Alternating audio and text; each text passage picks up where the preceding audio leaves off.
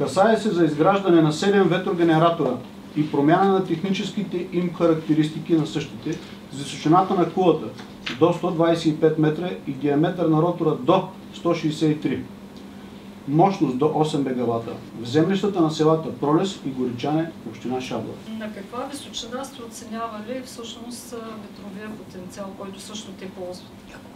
Ветровия потенциал ви обяснявам, че той се оценява от 0 до 125 метра. Имаме разположени датчици на най-различна височина по цялата дължина на кулата. Споделете ги, моля ви, за да не ви задам още 3 въпроса. Кажете на какви височини са датчици. Мерим вятъра на 50 метра, мерим вятъра на 75, мерим вятъра на... Конкретно не е за други проекти, тук за този проект. Да, за този проект, разбира се. Кула, имаме кула, прочерта кулата, че е в близост до село Горичане. Да, монтиране. И датчиците са на какви височини? Нека да отговорим писмено по този въпрос. Добре, обаче това, господине, е свързано с вашите изводи за как птиците ще заобикалят перките. Всичко е описано в доклада по ВОС, обаче именно тъй като доклада има несъответствие в отделните си части, аз затова питам. На едно място виждам 118 метра, че сте мерили въздействието върху птиците, на друго виждам, че потенциала не сте го мерили, а сте ползвали меренето на Дружеството за защита на птиците, които са мерили на 16 метра през 2006. Ще задайте конкретния въпрос. Задавам конкретен въпрос. Вие конкретно на какви височини сте мерили? Ще ви отговорим писмено на въпроса. Добре. Значи, какви параметри тогава тази кула конкретно? Защото в целия доклад няма нито една дума, че реално сте мерили. В целия доклад има, че сте правили математични изчисления въз основа на данни от други мерения. И са цитирани мерения от 95-та година. Каквито дори не знам, че е имало тук. Аз, честно казано, не съм видяла кула 95-та година. 2006 година е меренето на Дружеството за защита на птиците, което е 2006-2007 по зоните на Натура. И след това има частни паркове, вероятно могат да се купят данни. Но вие в текста нататъка не сте написали, че сте мерили лично. В този случай, кой е проектанта, който е изчислявал ветровия потенциал? Има ли го тук в залата? Обяснявам ви, проектант изчислявам както се изразявате, не е точната дума. Има специални оторизирани организации, като например Германски институт за вятърни изследвания. Това са компании, други също, UL се казва другата компания, пак е немска компания. Те са лидери в световен мащаб по отношение на прогнозно производство, доклади от измерване, вятър и тем подобни. С такъв тип организации разговарям, имаме договори. Пак не ми разбрахте въпрос. Слушам ви. Тези всичките и аз работя с тях. Добре. Да, много хубави формули имат, много хубави програми и така нататък. Но началото на проектирането изобщо ние оценяваме в момента... Проектирането на това. И слушайте ме малко, не ме прекъсвайте. В момента не обсъждаме инвестиционния проект, който ще се случи в някакъв последващ момент.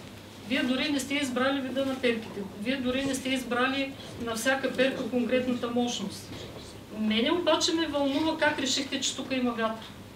Защото в доклада на 270 и някоя страница има една табличка и сте написали октомври месец е безветрие. Написали сте минимум вятър 2 метра в секунда. Веднъж на 50 години 44 ли беше, веднъж на 100 години 49, веднъж на не знам колко години 50 и няколко. Аз съм тук постоянно, защото обикалям цялото крайбрежие. Искам да ви кажа, че когато имате 3 метра в секунда, има вятър, разсейва ви прическата, ако имате дълга коса, нали, ако сте жена, и перката няма как да се завърти. И това е безветрие също. Нататъка в текста е написано, мерено е на 16 метра. Т.е. е ползвано меренето от 2006 година, когато е правена зоната по натура.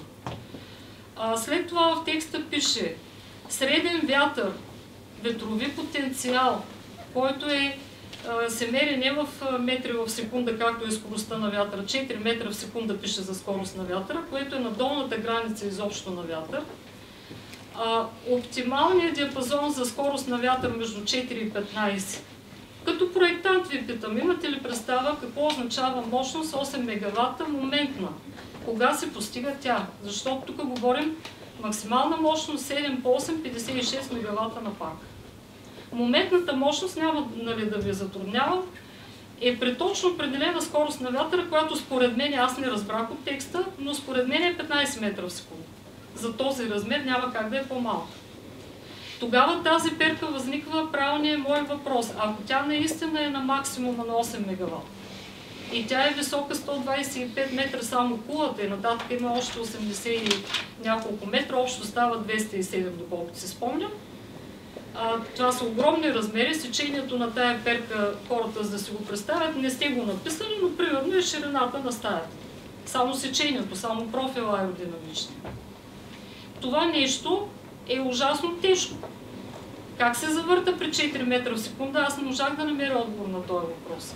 Няма изследване, няма мерене, всичко това е взето на готово от скоростта на вятъра за птиците. Искам да ви кажа 4 метра, дори щъркела не ползва 4 метра. Госпожо, благодаря ви, чухме въпроса. Нека да дадем възможности на други хора да зададат своите въпроси. Аз искам да ми отговорите на този въпрос, преди да дадете дума. Добре, отговарям на въпроса. Отговарям на въпроса. На този въпрос по повод измерването, изчисленията на вятъра и всичко това, което ви интересува, ще бъде предоставен подробен доклад. Тоест, вие не сте го мерили? Вие какви входни данни за вятъра? Имаме измервания от десетилетия наред. Ако няма ветрови потенциал, защото това, което ние ползваме, е карта на ветровия потенциал, която е правена от БАН и е правена 95-та година. Ветровия потенциал в Германия е коренно различен от българския, нали така? За да има ветрови потенциал изобщо като карта, трябва да има много стойки една до друга, да се мери целогодишно и да се мери минимум 10 години, което е по наредба. Мерили ли сте 10 години в района, където ще бъде този въпрос? Тоест не сте мерили?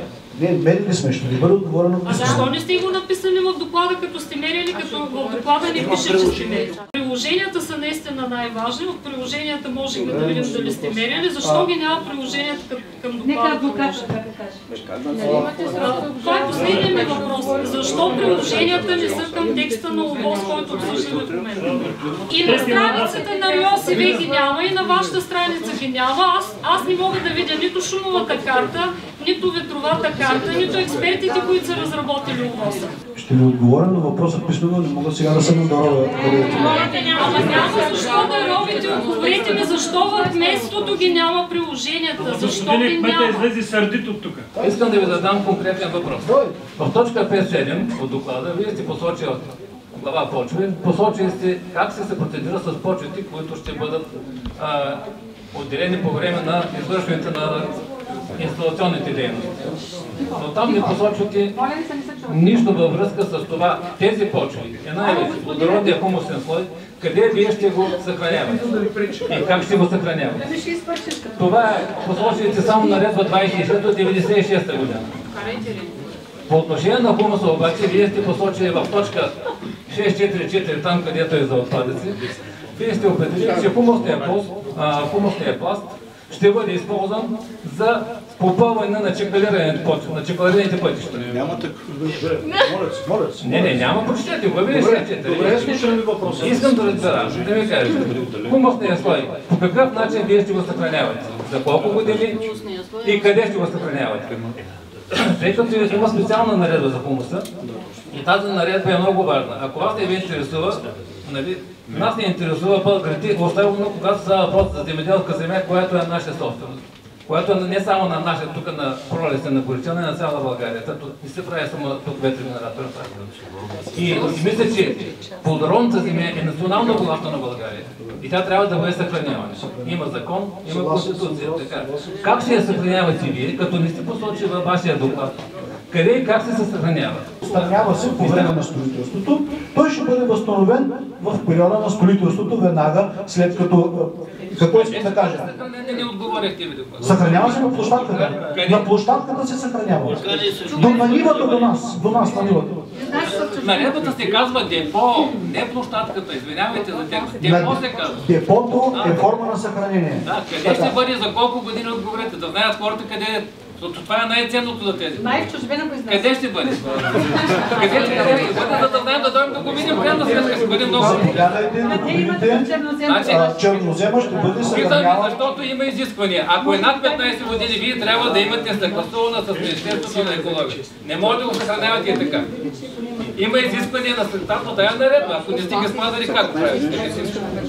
Когато дойде ред за след 15 години, ще се предостави... Значи писмено ще отговорите пак. Да, ще отговоря писмено на въпроса. Чакаме заедно писмено. За защита на земеделската земя, национален голям закон, който все още е действащ. Нищо, че тук на местна почва се опитвате да сменяте статута на земята и успявате някакси. Значи има закон, според който е забранено монтирането на всякакви съоръжения върху плодородна земеделска земя. Последният план, градоустройствен на Шабла от 2023 година, изрично има забележка да не се предоставят повече земеделски площи за вашите съоръжения, които са смъртоносни, които убиват природата и човека. И аз като инженер казахме, останах с впечатлението, че сте копирали и пействали от всякакви места. Как се прави иначе ОВОС 500 страници, който хората просто ще се оплашат като го видят. Та този ток, който се произвежда от ВЕИ-тата, въобще не е за наше ползване. Той се изнася в чужбина. Олигарсите богатеят, а ние пенсионерите тук, които са в Горичани и Пролес, не можем да преживеем месеца с жалките си пенсии. Имаме земя, която вие обезценявате с вашия идиотски проект, защото арендаторите казват, климата се засушава от перките, ще станем пустиня. Най-плодородната доброжанска земя ще се превърне в пустиня. Добре, не може всички да зададете въпрос. Добър ден за всички. Казвам се Юлиан Михайлов, от град Тернопол и съм физик по образование. Имам няколко въпроса. Ще започна с първия. В доклада ви никъде не видях да изследвам кумулативния ефект с сондажите в Добруджа. Втория ми въпрос е, в доклада също не е посочено за въздействието от пожари на самите ветрогенератори, защото знаем, че аварират и се възникват такива. Каква ще бъде превентивното? Това са високи съоръжения, които обикновено пожара не може да ги гаси. И третия ми въпрос е, в доклада сте посочили стъпките, които следва да се извършат при закриване на ветропарка. Демонтаж и всичко там. Но никъде не е посочено кой ще го извърши това и за чия сметка ще бъде извършено това нещо и как ще бъде възстановен почвения слой след демонтажа. Благодаря за зададените въпроси. Обяснявам, че когато един инвеститор, дали сме ние, дали е някой друг или който и ще да е друг, започне една процедура по оценка на въздействие върху околната среда, още при първоначалното започване на процедурата, ние входираме информация първоначално за желаното инвестиционно намерение. Компетентният орган, който се произнася и се занимава с екологията в нашата страна, той определя какви мерки и дейности да предприеме. Слушай внимателно за какво ще влиянието върху животите, върху птици, върху той никъде или поне аз не чух за влиянието върху психиката, върху здравето на хората. Защото въпросът ми е, кой от вас ще дойде до вечера в нас в къщи, аз ще отворя прозореца в 10 часа и там да застане и да слуша едно монотон воу, той е денонощно. Разбирате ли? Той се отразява върху здравето, върху психиката на хората.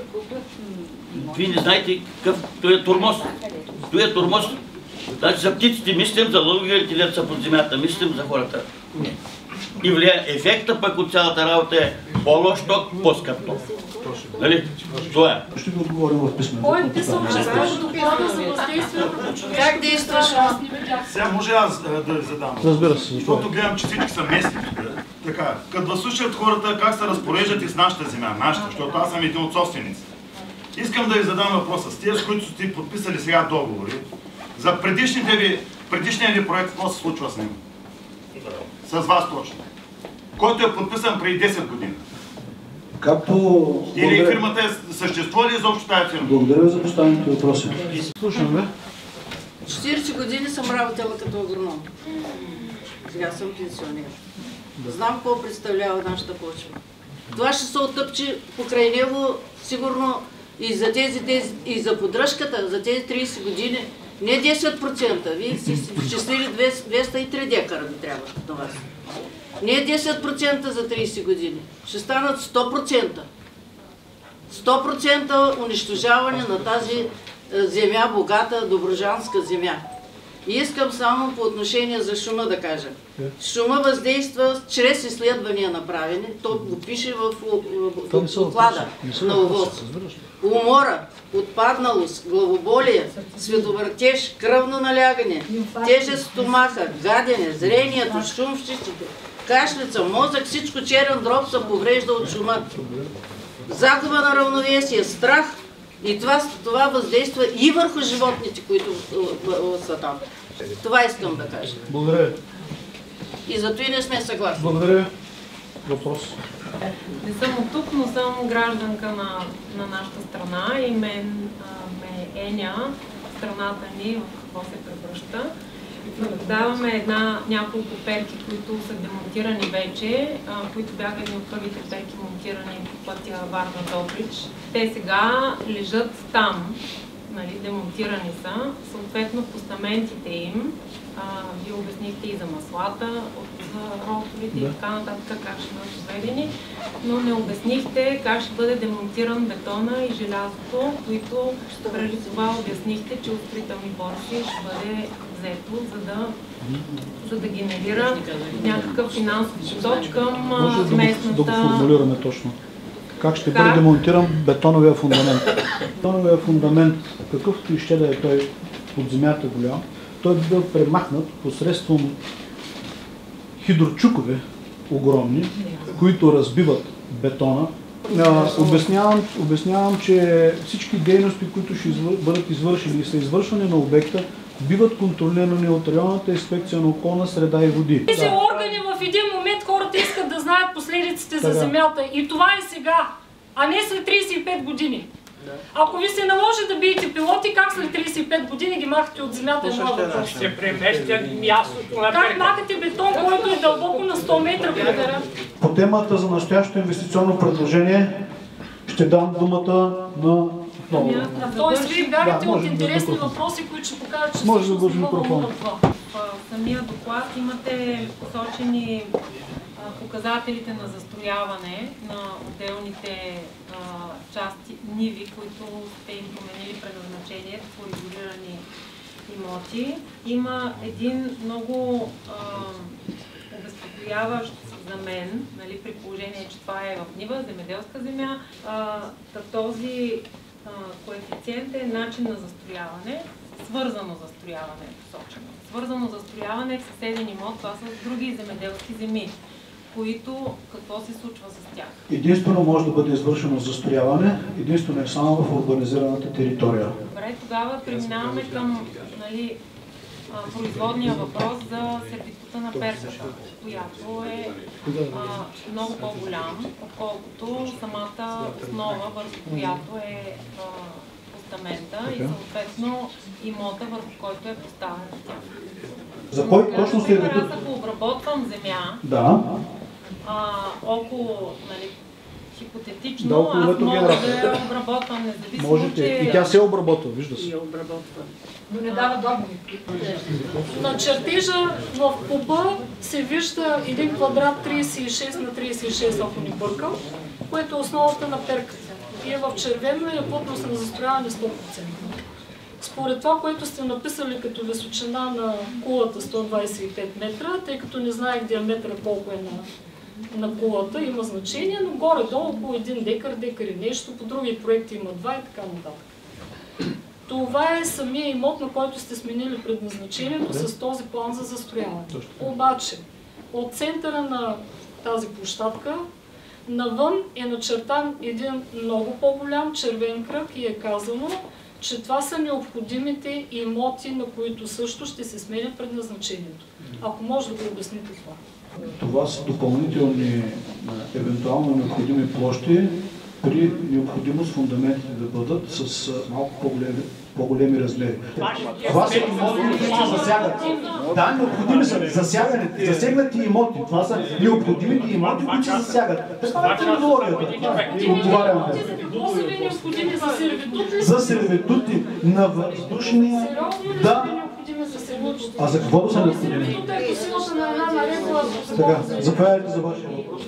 Представител съм на Българско дружество за защита на птиците. Дружеството изразява становище в законоустановения срок, че не подкрепя осъществяването на инвестиционното предложение в представените параметри, мащаби.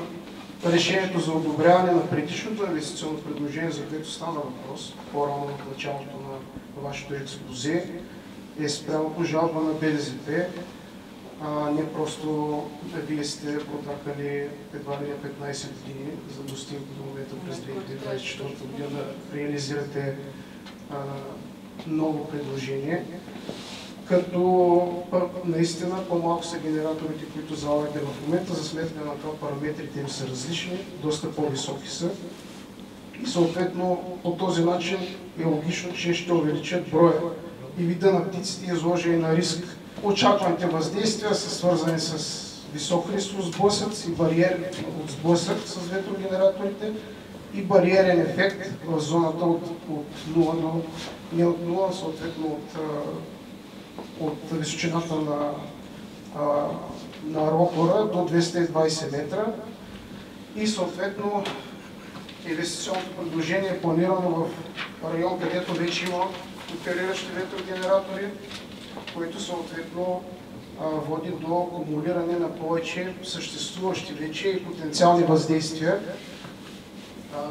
по миграционния път Вия Понтика, за който повечето хора предполагам сте чували. Най-близкият ветропарк на практика е в площадката, една част от него на инвестиционното предложение и на изток от него. В района има 4 Натура 2000 зони, които вие добре сте описали във вашите доклади, но почти няма информация за функционалната връзка между тях. Ние не можем да ги разглеждаме отделно. Дивите птици не обитават само тези територии, да, те са най-важни, но между тях има и функционални връзки, миграционни коридори, като една част от тези коридори преминават и през територията на инвестиционното предложение. В вашите доклади сте ползвали някои наши разработки и анализи, като обаче установихме, че има неточни подвеждащи интерпретации на данните, които ние сме добили назад във времето, като от една страна има липса на ключови елементи и подвеждащи интерпретации, както казах.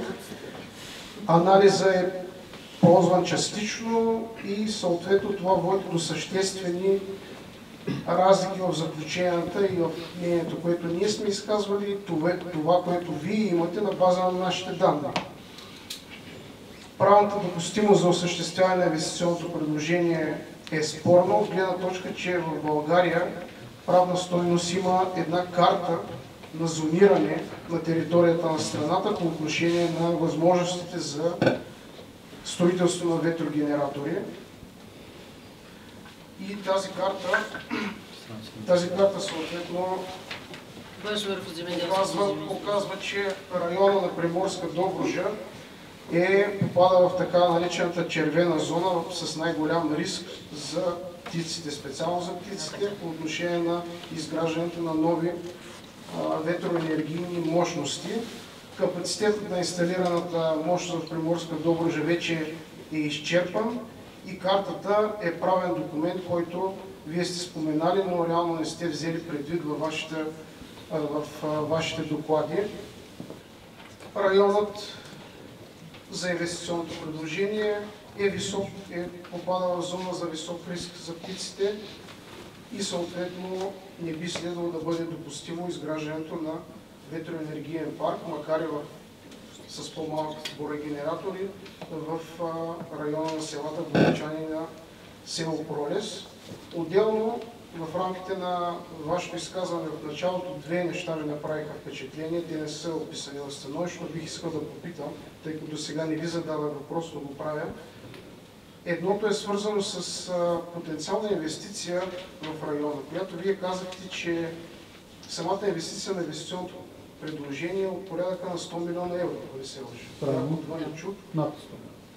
Над 100 милиона и 30 милиона вероятно за този 30-35 годишен период на опериране потенциално. Не сте разбрали. 30 милиона евро. Не сте разбрали. Тези 30 милиона са пряка инвестиционна стойност в чисто строителство, които ще бъдат похарчени тук.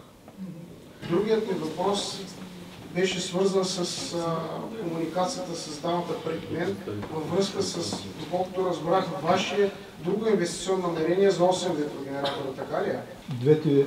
Двете инвестиционни намерения са разгледани кумулативно, тяхното въздействие е кумулативно разгледано в този доклад, за който става въпрос, вече отговорихме на този въпрос. Обществено обсъждане за другите 8 генератора? В момента не го коментираме, въобще не се обсъжда. То е друго инвестиционно намерение, което има разрешение, то си има преминало през определени процедури. То не е именно обществено обсъждане. Ние не сме разбрали. Общественото обсъждане за инвестиционното намерение, което говорите, свързаното инвестиционно намерение, е преминало през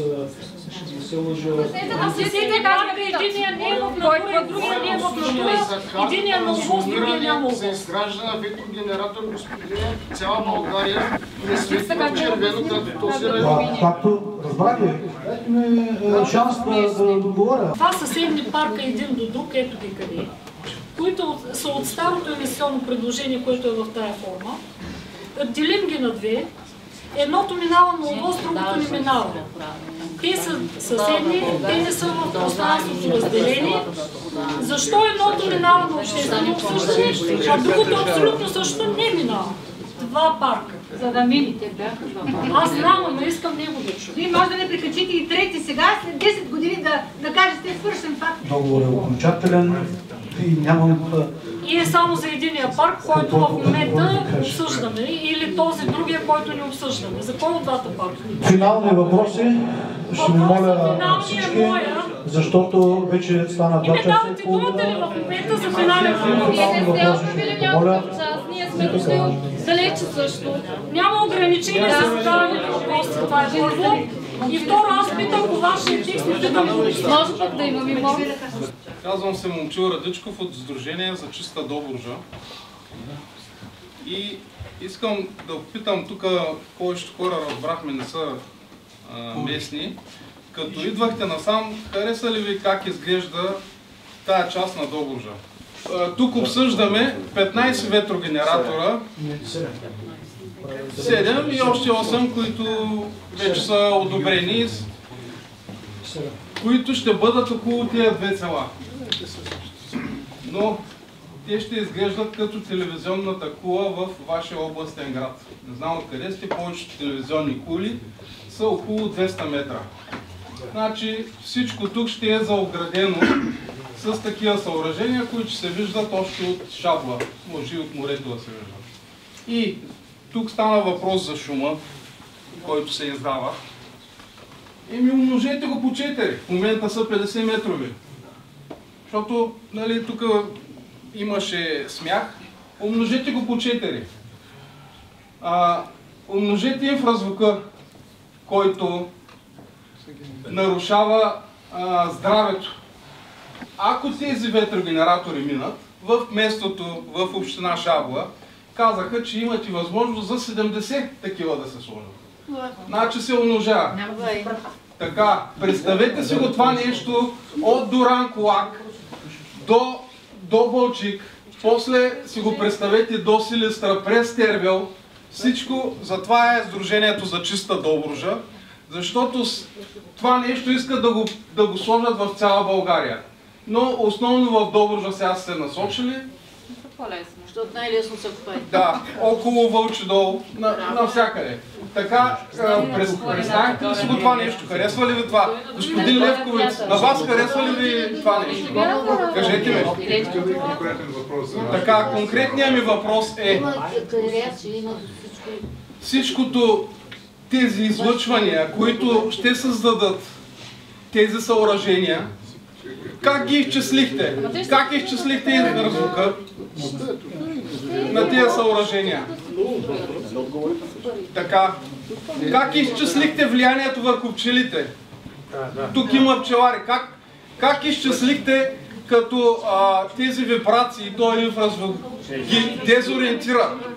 Вие тук поставете се на мястото на тези хора. Как да се чувстват на този инфразвук? Колегата от Българско дружество за защита на птиците, което вече ви е върнало един път и вие настоявате втори път с още по-високи ветрогенератори. Това... Ама как да сме спокойни? Той просто Как да сме спокойни? Спазвайте нормалното. Ако обичате, господине, спазвайте. Така, един път ви е върнато от Българско дружество за защита на птиците и сега вие поставяте по-високи ветрогенератори. Те откъде да минат? След като червеногушата гъска трябва да прилети вместо 50 или 100 метра, както е в предния ви доклад, сега трябва да прилети 200 метра отгоре. Къде да заминат тия птици? А хората къде да отидат? Какво ще се случи, когато след 20 години тези съоръжения, вие сте си им взели паричките и тук за едни милиони става въпрос, и си продадете фирмата на един безимотен българин или циганин. Какво ще се случи, като тук господина, как ще се изнесе тия 200 метрови съоръжения? Как ще ги изнесе? Как ще изнесе бетона, който е 600 кубика? Стоманобетон. Нали? Тук се видя една снимка. Тук е един бюлетин Сдружение за чиста Добруджа. Има издадени становища тук от Българско дружество за защита на птиците. Ви казаха. Има издадено становище на Националната асоциация на зърнопроизводителите, които не желаят ветрогенератори. Националната асоциация. Има на Националния ловно-рибарски съюз. От биоразнообразие сега ще дойде. Въпросът ми е тези 200 метрови съоръжения. Ето една книга преведена от Франция.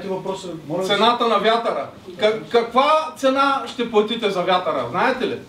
Знаете ли каква цена ще платите за вятъра? Така, тези 200 метрови съоръжения, сега докато вървяхме насам не работиха малките. Те огромните, при включване, хората се чуят къде да заминат.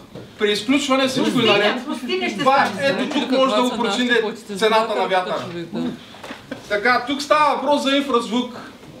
Ето инфразвук, ултразвук, шум и вибрации. На научен екип тук, нали, има господа учени. Господа учени, еколози, как си продавате земята? Това нещо ние сме го запазили 1000 и колко години официално. Прекратяваме общественото обсъждане.